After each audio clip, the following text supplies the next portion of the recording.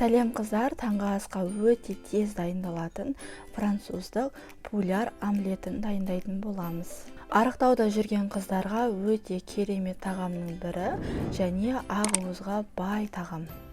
Каналға тіркеліп, лүпіл басып, қоңыраушаны басуды ұмытпаңыздар. Егер де қоңыраушаны басатын болсаңыздар, менің салатын видеоларым сіздерге көрініп отырады. Бізге қажетті 4 жұмыртқа, ағы мен сарысын 2 ыдысқа бөліп аламыз. Және 50 грамм сүт қажет болады. Сары уызға шым-шым тұз салып, шанышқының көмегімен жақсылап араластырып аламыз.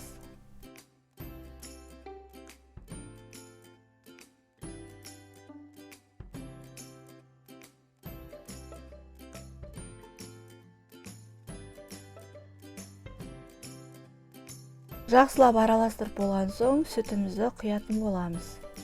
Сүтті құйған соң, тағы да жақсылап араластырамыз.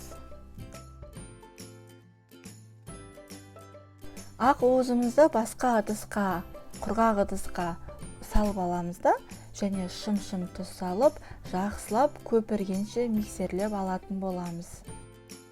Ыдысымыз құрғақ болу керек. Енді табамызды майлап аламыз да, және оған сары уызымызды құятын боламыз. Орташа отта сары уызымызды пісіріп аламыз.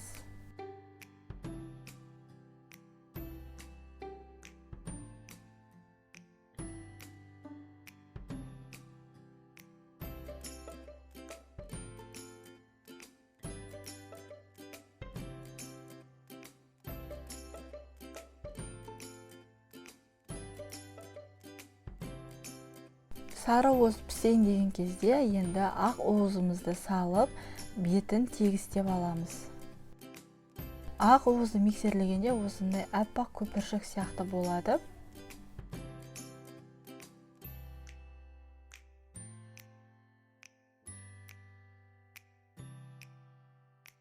Жай отта немесе орташа отта шамамен 3-4 минуттай пісіріп аламыз.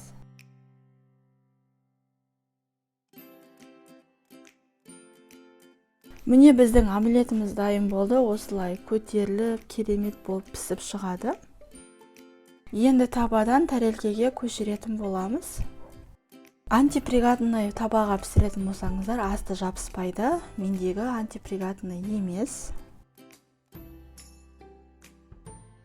Артық салмақтан арылам деген қыздарға таңғы асқа өте тойымды тағамның бірі және бізге 3-4 сағатқа дейін тойымдылықты береді. Таңғы асқа жасап көруге кеңес беремін. Дәмі енді керемет болып шығады. Қыздар, видео ұнап жатса, менің каналыма тіркеліп, қоңыраушаны басып, лүпіл басуды ұмытпаңыздар. Арықтағысы келетін құрбыңызға немесе достарыңызбен менің каналыммен бөлісіңіздер. Сіздермен болған мен, құрметпен Айнагүл Жаманбай. Сау болыңыздар.